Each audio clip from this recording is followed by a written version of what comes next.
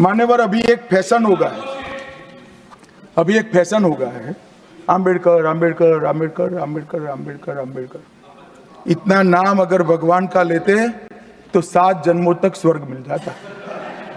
अच्छी बात है ना? सुनिए तो, सुनिए ना, आप सुनिए ना, मैं बताता हूं। हमें तो आनंद है कि आम्बेडकर का नाम लेते हैं। आम्बेडकर का नाम अभी 100 बार ज्यादा लो, परंतु साच अर्थ में आम्बेडकर जी के प्रति आपका भाव क्या है ये मैं बताता हूं। मान्यवर, आम्बेडकर जी को देश की पहली कैबिनेट से इस्तीफा क्यों दे दिया? आम्बेडकर जी ने कई बार कहा कि अनुसूचित जातियों और जनजातियों से हुए व्यवहार से मैं असंतुष्ट हूं, सरकार की विदेश नीति से मैं असहमत हूं और आर्टिकल 370 से मैं असहमत हूं। इसलिए वो छोड़ना चाहते थे। उनको आश्वासन दिया गया, आश्वासन पूरा नहीं हुआ। उन्होंने इग्नोरेंस के चलते इस्तीफा दे दिया। और एक श्री BC रॉय ने पत्र लिखा कि आम्बेडकर और राजा जी जैसे 2 महानुभाव मंत्रिमंडल छोड़ेंगे तो क्या होगा। तो नेहरू जी ने उनको जवाब में लिखा है, राजा जी के जाने से तो थोड़ा बहुत नुकसान होगा, आम्बेडकर के जाने से मंत्रिमंडल कमजोर नहीं होता है। मान्यवर, ये विचार जो खड़गे जी कह रहे हैं ना, क्या आपत्ति है? जिसका विरोध करते हो उसका वोट के लिए नाम देना है, कितना उचित है? क्योंकि अब आम्बेडकर जी को मानने वाले पर्याप्त संख्या में आ गए हैं, इसलिए आप आम्बेडकर आम्बेडकर कर रहे हो। मान्यवर, मुंबई के मेयर ने एक पत्र लिखा था कि मऊ में आम्बेडकर जी का स्मारक बनाना चाहिए। मऊ में जो आम्बेडकर जी का जन्म स्थान था, सुझाव लिखा। उन्होंने कहा आमतौर पर स्मारक निजी पहल से बनाने चाहिए। यदि सरकार किसी प्रकार की सहायता करती है तो वो उचित नहीं होगा। उनके कितने स्मारक बने साहब? कोई स्मारक आम्बेडकर जी का नहीं बना, देश भर में नहीं बना। आम्बेडकर जी के स्मारक कब बने? जब भारतीय जनता पार्टी सत्ता में आई, तब मऊ में डॉक्टर आम्बेडकर के जन्म स्थान पर स्मारक बना। लंदन में अध्ययन करते थे, वहां स्मारक बना। नागपुर में शिक्षा दीक्षावलित वहां बना।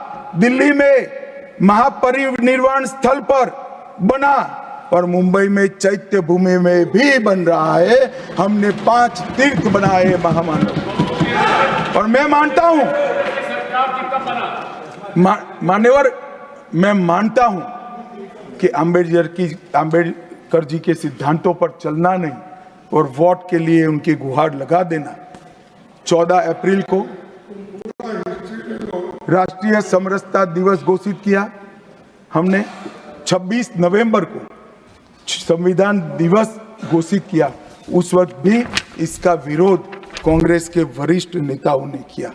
मान्यवर,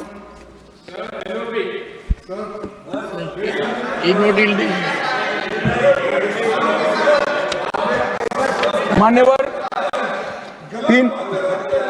370 पर कई बार चर्चा हुई है। मैं ज्यादा कहना नहीं चाहता। सब जानते हैं कि एक टेम्पररी प्रोविजन को अनौरत संतान की तरह अपनी गोदी में 70 साल तक कांग्रेस ने खिलाने का काम किया और 370 हटाने के लिए लोहे का जिगर चाहिए। और जब देश के प्रधानमंत्री नरेंद्र मोदी जी 2019 में फिर से प्रधानमंत्री बने, एक ही झटके से इसी सदन में 370 और 35 को समाप्त। इसी सदन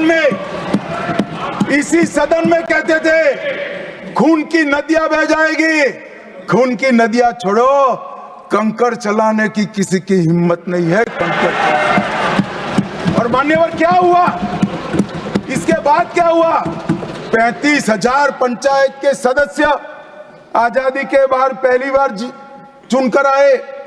2,11,00,000 एक वर्ष में पर्यटक आए।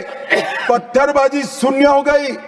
आतंकवादी घटना 92% कम हो गई। एरिया डोमिनेशन बढ़ा। 33 साल के बाद घाटी में थिएटर में रात्रि का शो चल रहा है।